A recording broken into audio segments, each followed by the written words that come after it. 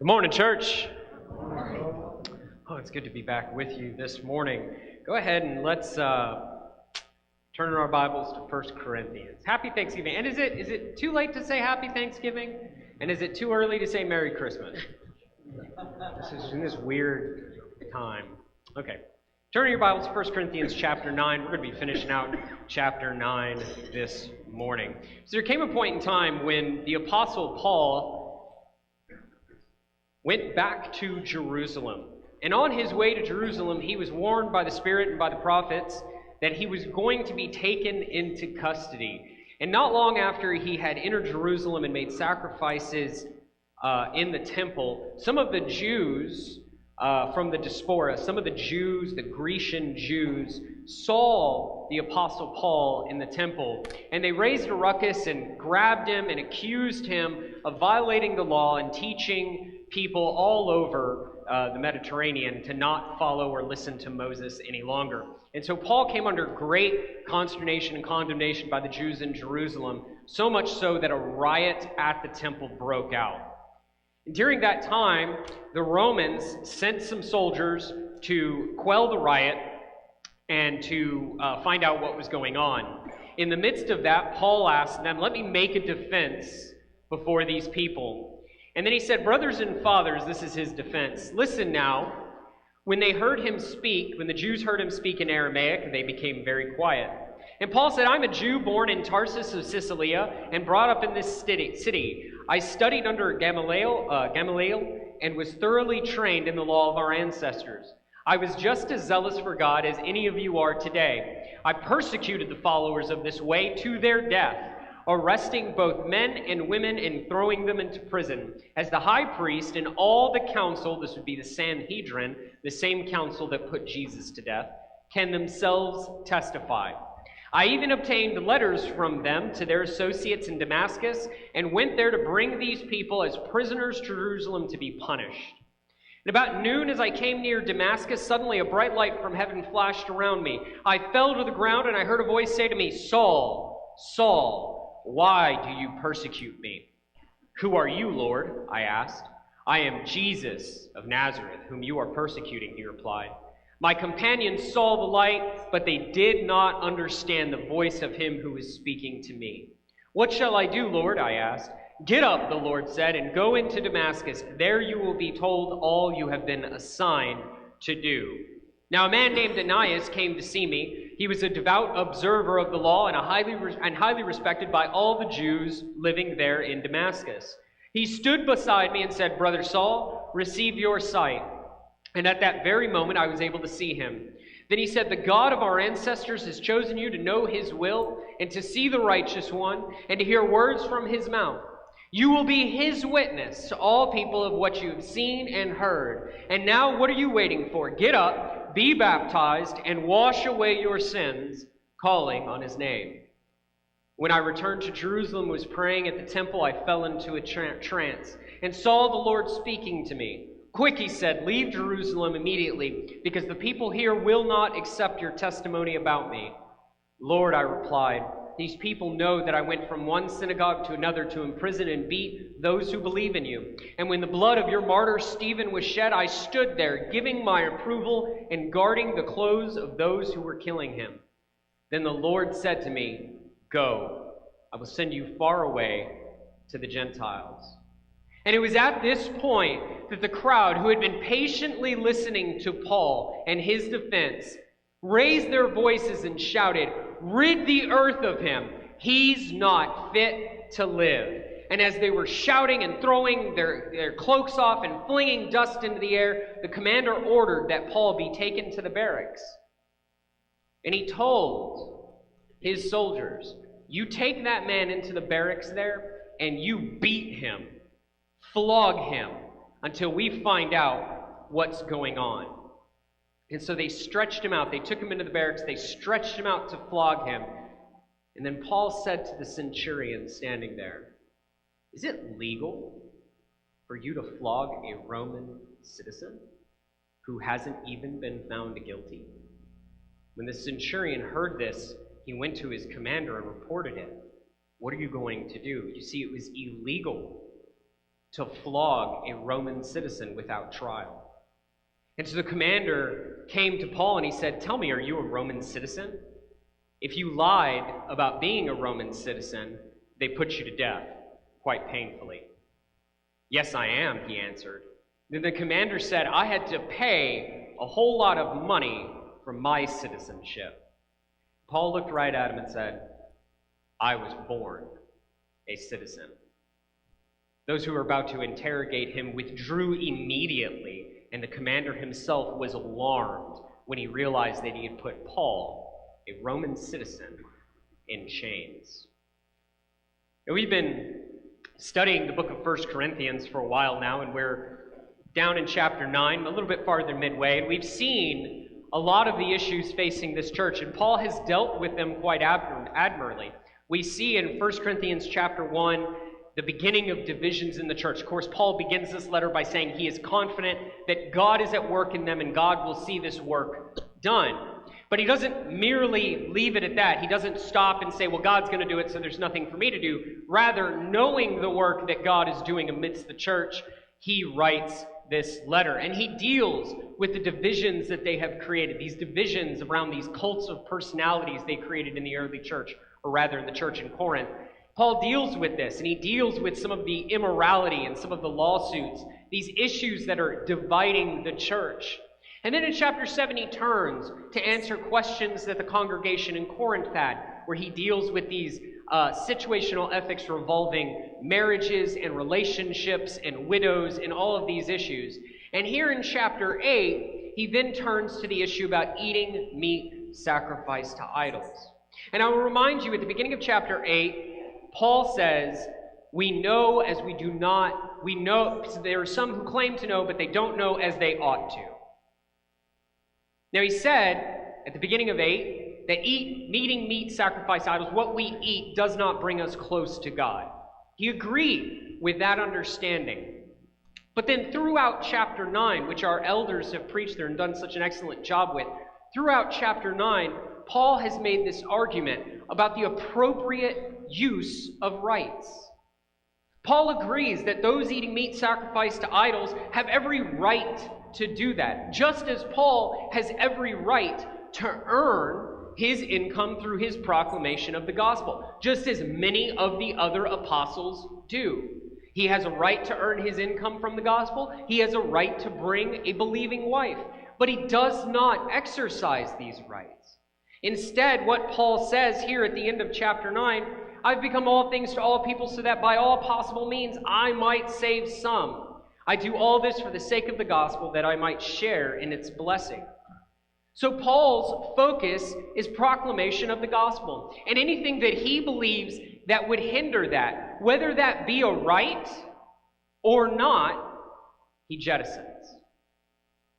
And so here, at the end of chapter 9, we have the end argument for how we ought to deal with our rights, the perspectives we ought to take. And it's an issue that, as American citizens, is very near and dear to our hearts. Because we have a certain set of rights that we believe come from our Creator and have been enshrined in law. So the question we must ask as Christians is, how ought we discharge our rights? What is the expectation of God in these rights? And how can we glorify Him? So let's look at 9:24 as we dive into the lesson this morning. He says in 9:24, do you not know that in a race all the runners run, but only one gets the prize? Run in such a way then as to get the prize. Notice that Paul likens our Christian walk to a race. Has anybody in here ever run a marathon? No, I'm dealing with sane people. Good, that's good. Running a marathon is no joke. It's very difficult. It takes a lot of discipline, a lot of training, as any sport does. Now, while I don't have anyone in here who runs marathons, I believe I have a few kids in here who like to play football, no? Yeah? Mason, I know Zane's Zane, you're doing basketball, right? Not football, right? I've got a couple, we've got a whole mess of kids over here. We're probably doing everything, right? Football, yeah, they're nodding their head. Yeah, they're doing everything. Well, as you children could testify, what makes someone good at sports? What weighs more? Natural ability or practice? Practice? No, you're supposed to say natural ability. Kobe had natural ability, didn't he?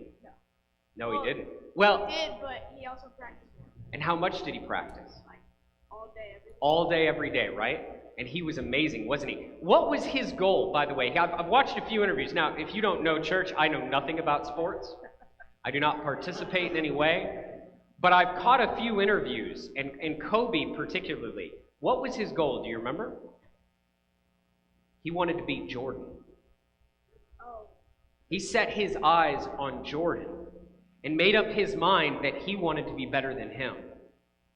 See, Paul uses this idea of a race, or uses this idea of sports to compare the Christian walk. And what he says is it's going to take discipline, and that we ought to fight for a prize. He says, do you not know that in a race all the runners, but only one gets the prize? Run in such a way then to get that prize.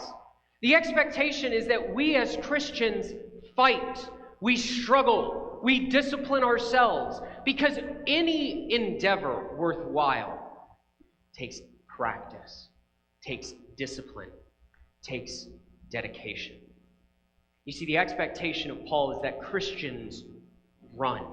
This is a command that we run, but not in any way that seems right to us. Notice what he says here. We ought to run, all the runners run, they compete for the prize, run in such a way then as to get the prize. What good does it do? For all of you parents who have little kids, my favorite videos online is when I find these little kids playing these sports, especially like something like football, and they get the ball and they run the wrong way. Have you guys seen those videos? They get so excited, they finally get the ball. You know, Mason's shaking his head like he didn't know what I'm talking about. See me after, Mason. We'll watch a video together. But, you know, they get the ball, they're so excited to get the ball, and they're running and they take off, and the coach is on the sidelines, and he's like, no, you're the wrong way! Turn around! And he's so excited running. Paul doesn't tell Christians, hey, just run like crazy, God will take care of it. Now, is that true? There's a level of truth to that, sure. But we have to make sure that we're running in such a way to get the prize.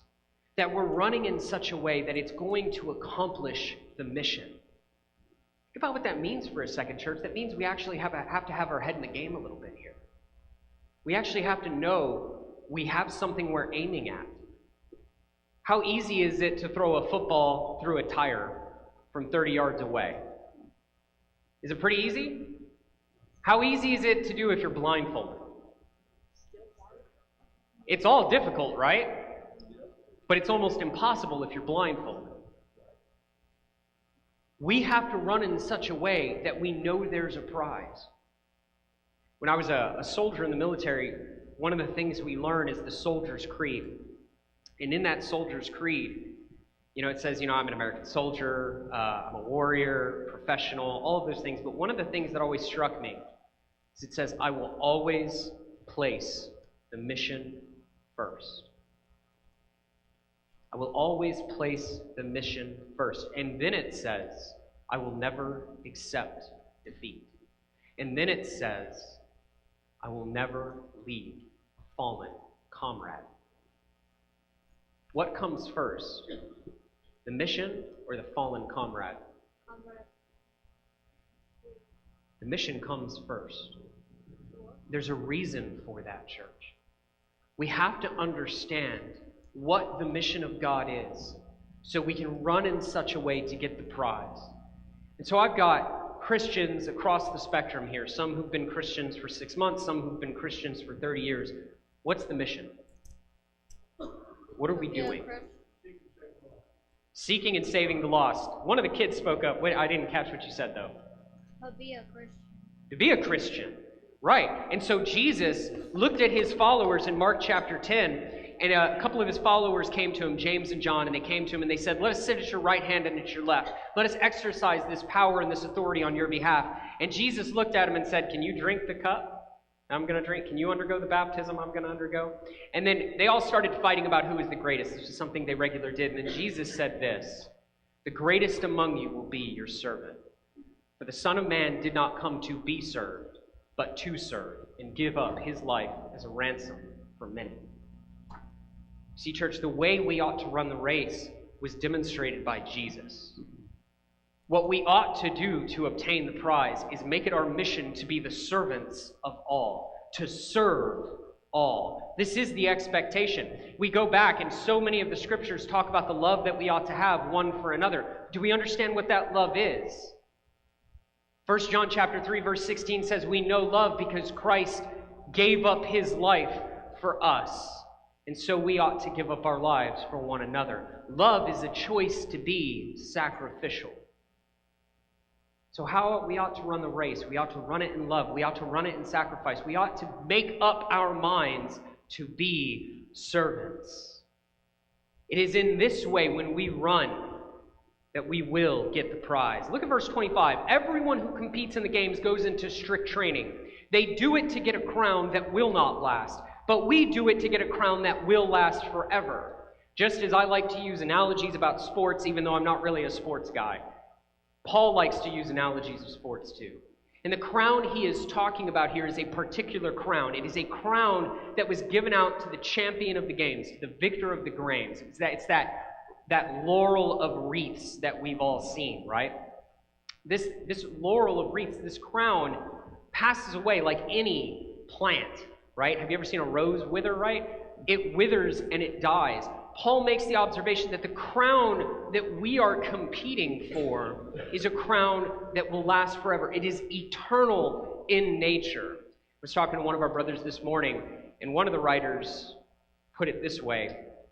I can't recall who, but he made the observation that far too often those who claim to follow Jesus trade in eternal treasure for temporal trash.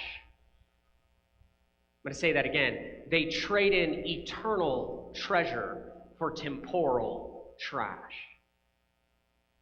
They set their hearts and their minds on lesser things rather than on everlasting glory. Church, we have to run in such a way that we are competing and pursuing this crown that's going to last for eternity. It says in 26, therefore I do not run like someone running aimlessly. I do not fight like a boxer beating the air. I have a direction. I have an aim. I have a goal. I'm going somewhere. I'm doing something.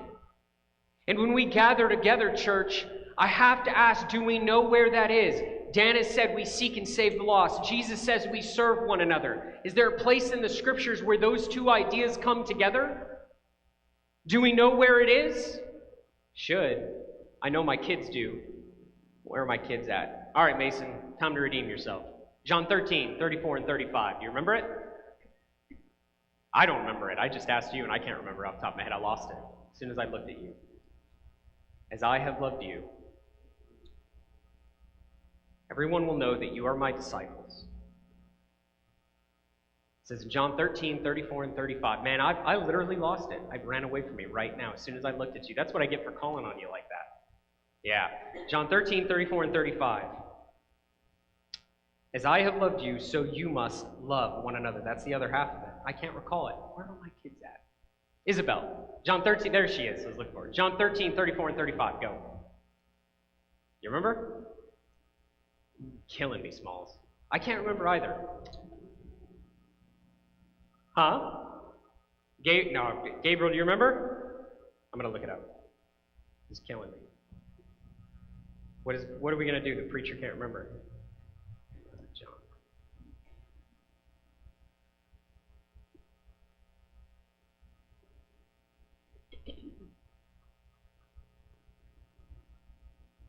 Here we go. A new command I give you. Love one another. As I have loved you, so you must love one another. And it's by this everyone will know that you are my disciples if you love one another. This is why we go over this memory verse with the kids all the time. It's why we go over the greatest command. Love the Lord your God with all your heart, with all your soul, with all your mind, with all your strength, and love your neighbor as yourself.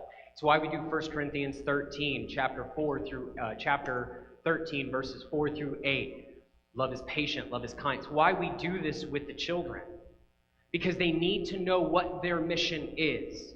The mission of church is not to show up in a building once a week, sing, "Oh, how I love Jesus," and then go home. That's not the mission of the church.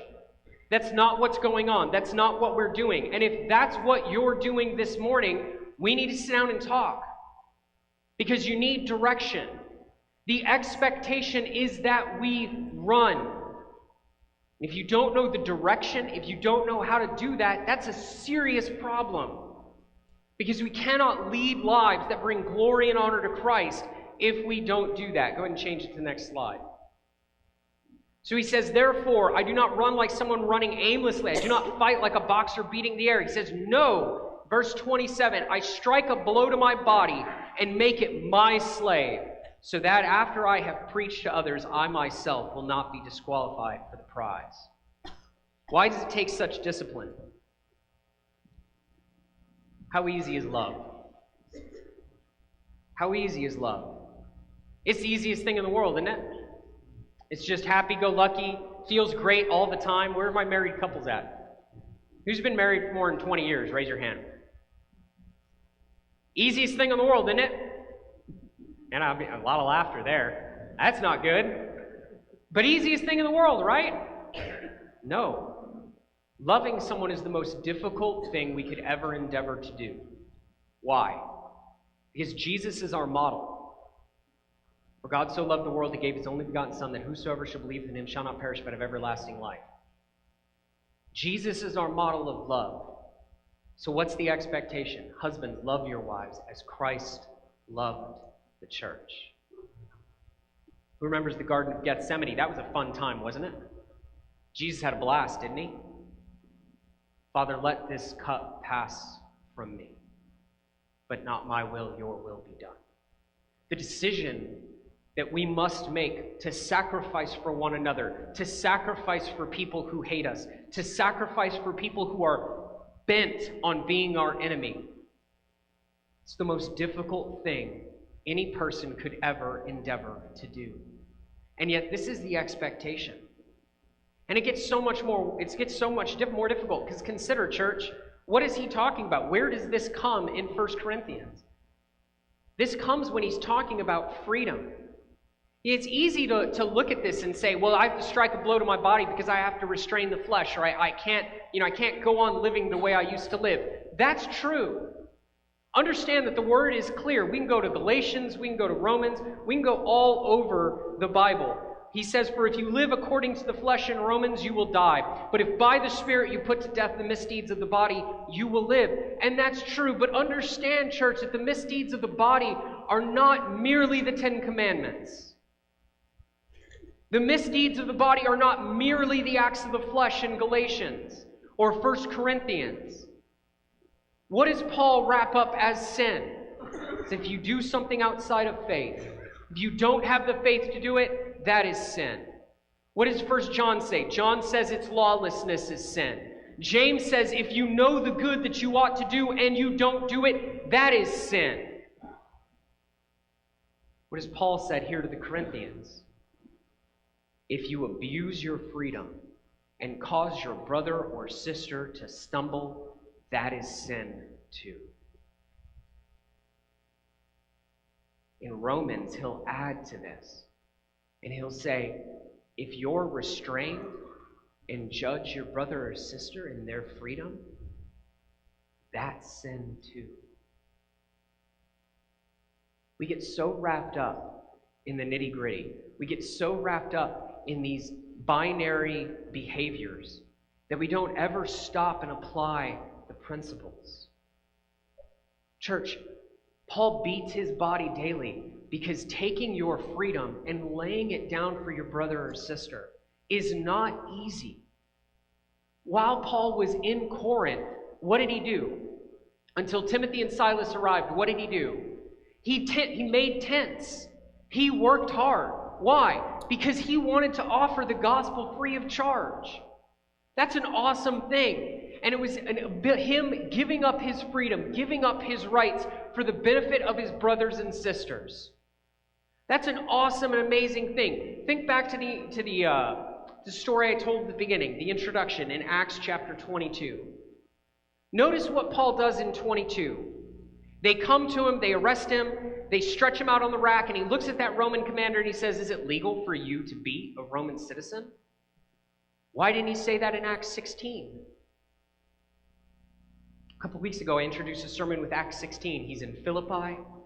The crowds drag him in front of the magistrates, and they all get together and beat him. Why didn't Paul stand up and say, "You can't do that, I'm a Roman citizen"? He could have. And if you remember that story in Acts chapter 16, you know at the end, after he's met the Philippian jailer, after he's converted, after all of those things, that's exactly what Paul does say. He looks at me and he says, "Oh, they want me to go out the back door? No, I'm a Roman citizen. They need to come out and lead me out themselves."